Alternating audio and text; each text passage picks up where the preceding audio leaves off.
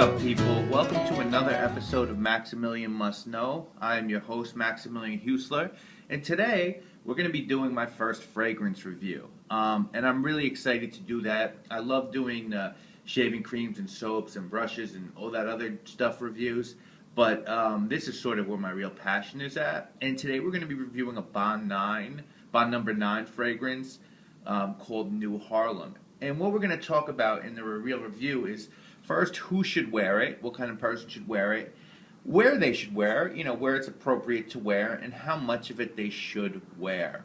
And when we do these first-time videos on anything, whether it be a cologne or a shaving cream or a shaving soap, I'm going to talk about and give some perspective on the whole line of those products. So, first thing let me say is I've been wearing cologne since I was 12 years old. And in my teenagers, I kind of wore what my friends thought was cool.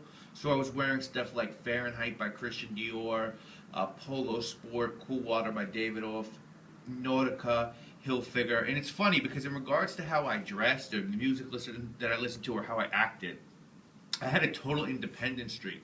But with fragrances, I wanted to wear what was in.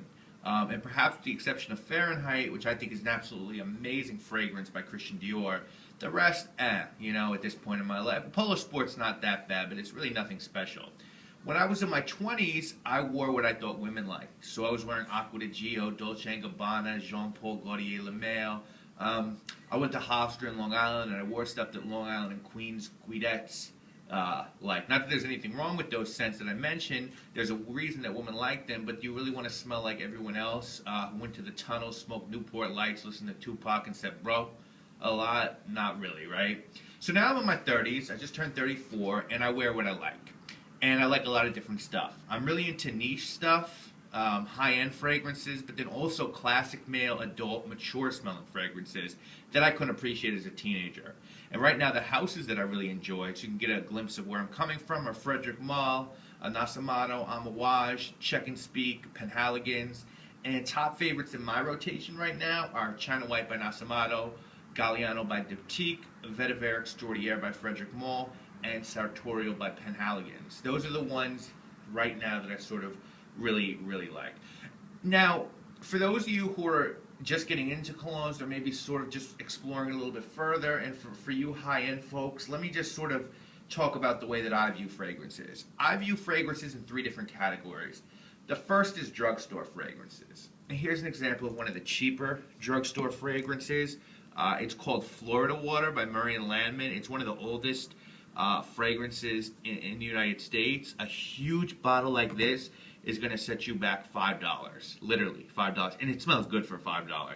Trust me when I say that. Another drugstore fragrance, this one's a little bit more expensive, but not too much. It's not going to break your bank, is Peck, and it is a German cologne. They also have fantastic shaving soap and a whole line of shaving products. And this one, this is about $20 on Amazon. You can get this for $20 pretty much anywhere.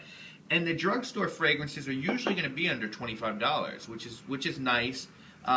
Usually these type of scents like Florida Water and Peck and the rest of the drugstore scents are going to lack complexity and staying power. But you can get some good ones. There's some great deals in drugstore fragrances. The next sort of line of fragrances are the department store brands. So this is a really great one called Havana by Aramis, and I think it's about $50. The department store fragrances, for the most part, are going to cost you anywhere from $50 to $100. On the higher end of the spectrum, this is sort of a newer one that I have, Spice Bomb by Viktor and Rolf. This was $100 at Sephora. And with the department store fragrances, they're going to cost between $50 and $100. These sort of scents will have a better staying power and more complexity. And what that means is a complexity is you'll smell different notes. You'll smell top notes when you first apply it to your skin. You'll smell middle notes as it starts to dry down. And at the end, you'll smell its base notes, the backbone. What is the scent really all about? This Viktor and Rolf one, by the way, I don't really love department store scents, but this one's a real keeper. If you could see it, the bottle's, it's sort of a grenade, Spice Bomb. And to spray it, you have to pull off the pin. And it's a really complex, spicy, hot, kind of icy and hot fragrance. a lot of like stuff like coriander, cumin, you know, cardamom, and then it dries down into an icy kind of hot thing. It's really, really nice. You should definitely try a sample. It's really full and winter appropriate, and it's something that I think women would love, and what I've read they do. So as much as I might kill department store fragrances or not really be into them now, this one is great. As is Havana by Aramis, by the way. Sort of a Cuban take on Cuba with, you know, real spicy tobacco notes. So those are two really good fragrances. Once you break away from the department store stuff, you get into the niche fragrances. And what are niche fragrances? Well, niche fragrances, if you hear the term, because you'll hear it a lot, are fragrances that are usually harder to find. They're not in department stores for the most part, although some brands are in some higher-end ones like Barney's, Neiman, or Bergdorf's. Usually, that's all the designer does, too. You know, Polo and Prada, they also make clothes and other things. Well, the niche designers like Penhaligon's, Geo Trumper, Frederic Malle, Bond No. 9 only make bath and beauty products. These range in price from about $50 to $800 for some Clive Christian scents, but usually they're between $200 and $400. These type of fragrances are going to be more complex. They'll have more pronounced top notes and a very pronounced base. They're usually a lot of craft and care that goes into making them.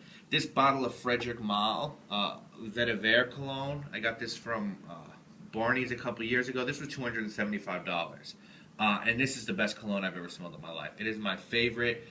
Dominique Ropion was the composer of this scent. He wanted it to smell like the woods in France. And I've never been to France or smelled the woods there, but you could see I've had this a while now, and I use it so sparingly because you need so little of it, and it's just such high quality. So that's basically what the niche fragrances are. Bond No. 9 is a niche fragrance. But before we talk about that, let me just explain how you might want to go about buying these. A lot of them, you don't want to buy a $200 or $300 bottle without smelling it. It's just not wise because you may get it and you may hate it. So for those of you who go to Sephora or the mall and want to step your game up and go outside of the norm and forget about Sephora and department stores and distinguish yourself, where people at work will think you're cool for being independent and find something esoteric, and women are going to think you're smarter and more confident, but don't buy blind bottles. What you should do, there's 3 places I'm going to place the links to. The first one is a website called LuckyScent. And LuckyScent has an awesome selection. It's really niche city. But the only samples they offer are 0.7 milliliter samples. So this is Amouage Jubilation. A bottle of this costs about $200. This is a 0.7 cent. I think I got it for $7. But the problem I have with those sort of samples is they're sort of too small. If you can't spray it, for me at least, it's hard to get a real good read on what the fragrance is about. So though I appreciate LuckyScent's wide variety of niche fragrances, I don't really like the way they offer samples. I wish they had different options like this other website called the Perfume Court has. This is a bottle I got from Perfume Court. Well, someone else got from Perfume Court and sold it to me. This is an Hermes fragrance. This is a 10 milliliter bottle. And Perfume Court has thousands of samples, including discontinued and vintage fragrances. What I like about them is they also do sample variety packs. So, like, there'll be one that's an introduction to niche fragrances, another one that's all lavender scents, scents that were big in the 70s. And they have multiple sizes you can buy.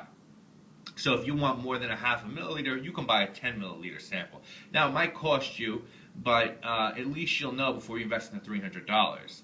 The other one is sort of, if LuckyScent and Perfume Court were my Goldilocks, you know, sort of just off, Archifier, which is a friend of mine on the Badger and Blade website that I always talk about, he has his own sample store.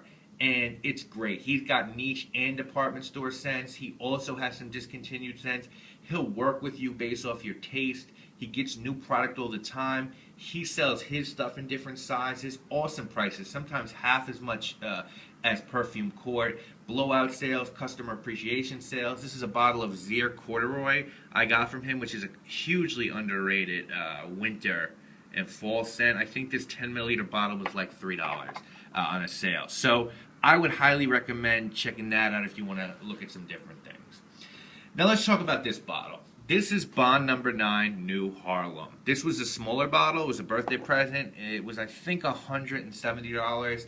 The bigger bottle's $230. I actually think this was $160.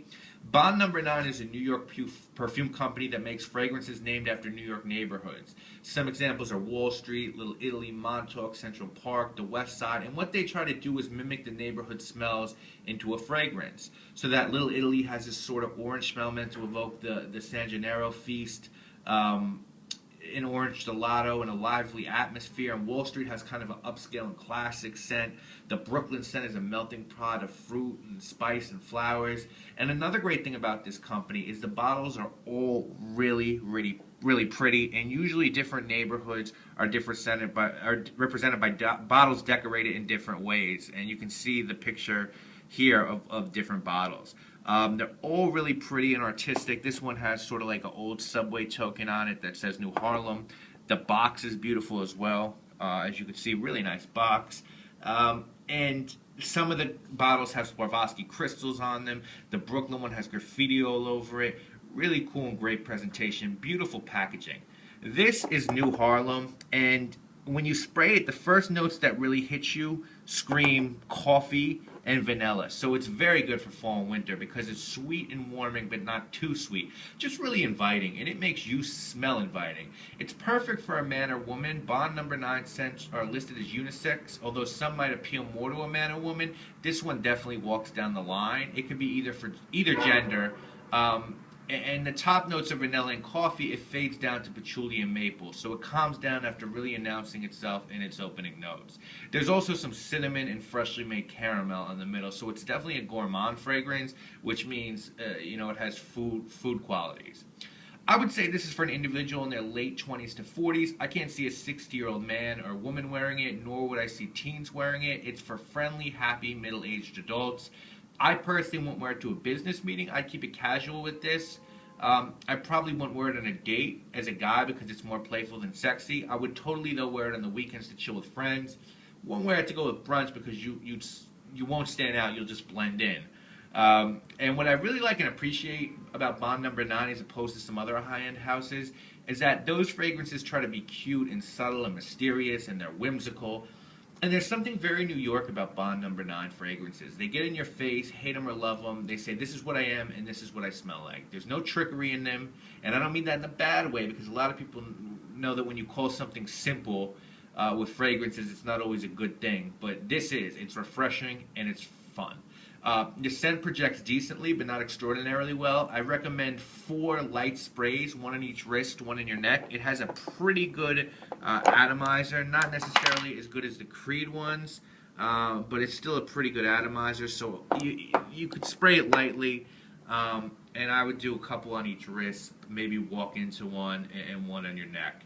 I'm giving this scent an 8 out of 10. I'm only taking off 1 point because it projects well, but not as well as some other ones. But people around you will still notice you with it.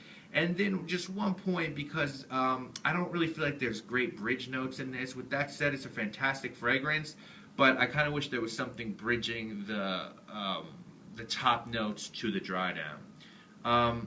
But this is a really great fragrance. Anytime I give something a 7 or above means that I'd purchase it again, and I would definitely purchase this one again and be a lifelong customer of Bond number 9. They're a true New York business, which is a good thing these days when a Dwayne Reed seems to be in every goddamn corner. I really try to support the mom and pop places in New York, the places that made their name in New York and keep it in New York. I appreciate that, even though a lot of people will tell you the real New York is dead and buried. But this is a real New York business, which is a good thing.